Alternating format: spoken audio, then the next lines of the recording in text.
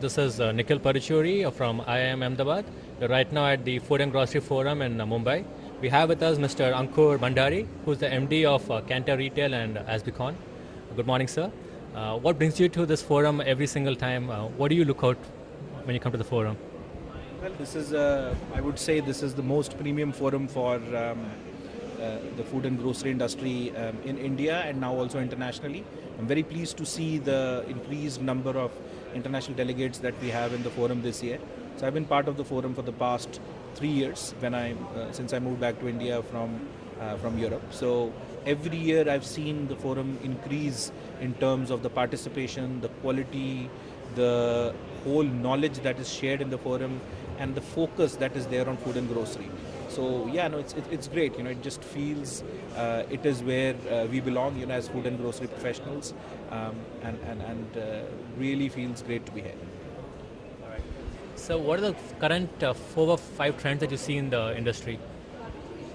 So, so what is happening in the industry, just from our point of view, what we see is there is obviously the modernization of a lot of trade channels.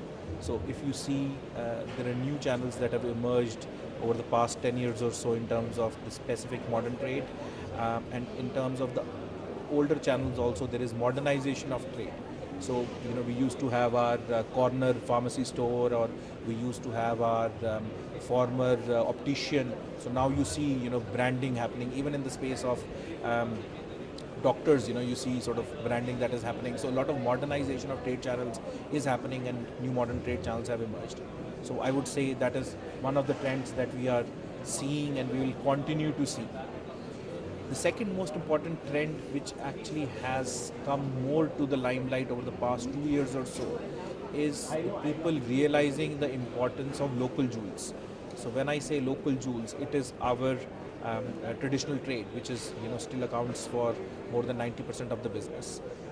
Maybe 5-7 years ago, a lot of companies had started focusing on the new trade channels, which still should be a focus, but at the same time, over the past 2 years, what has happened is the focus has come back on the local jewels, on the traditional trade. So a lot of clients, for us, we are a consulting organization, they are now focusing on the traditional trade to ensure that their presence in the traditional trade remains strong, and they treat traditional trade as one of the most important channels for them.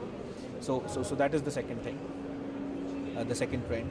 Third one, from my point of view, is obviously the increase in online, the penetrations that are increasing, the spends that are increasing. I think this year the data is showing that the gifting that has happened during Diwali and in the festive season, a big chunk of that has gone online. So definitely, online is growing as a channel. So that is a third trend. The disposable incomes at lower levels of the society are increasing, which actually gives a lot of hope to the consumption story across the value chain. Whether it is a small rural shopkeeper in one of the rural towns in India, whether it is a traditional trade store in a semi-urban town, or in urban town, or a modern trade retailer, what we are seeing is definitely the rising level of disposable incomes across the different stratas of society, especially in the lower class. So that is leading to a lot of new consumption, and which is good news for channel partners, so retailers across various categories, and also for companies overall. So I would say those are, in my view, the key trends that are happening in the market. So, when modern retail came into India, a lot of the small kirana shops and traders were very afraid of what would happen. There's a lot of turbulence. When you look at it right now, it's very goodly, they're coexisting right now. So what do you think will happen when even the big people from US or Europe come into India? What will happen to the Indian traders or the Indian retailers? I think Indian traditional trade is here to stay.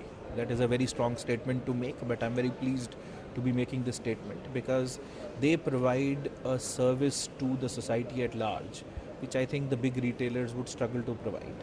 Big retailers definitely have a space and a position to play in the marketplace, and they will, make a big mark on the society. But I don't think that it will be at that level that the traditional trade will cease to exist. I don't see we'll see a UK-like situation in India, If you look at the US, for example, in the US also you have big retailers, but at the same time you see a lot of traditional trade stores existing as well.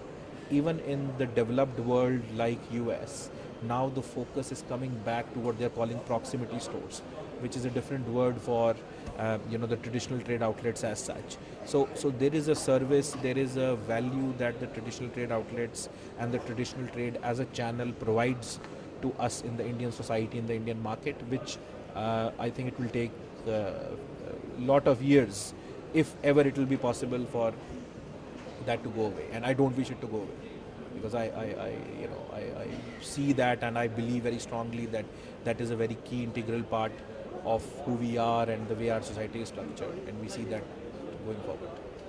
So one or two advices to the small traditional retailer. One of them was, you said people abroad are focusing on local stores, local farming, to make it easy or to minimize this time from farm to mouth. A second thing is a focus on second tier towns. So where do you think the Indian traditional person can focus on? When I talked about the trends, the first trend I talked about was modernization of trade channels.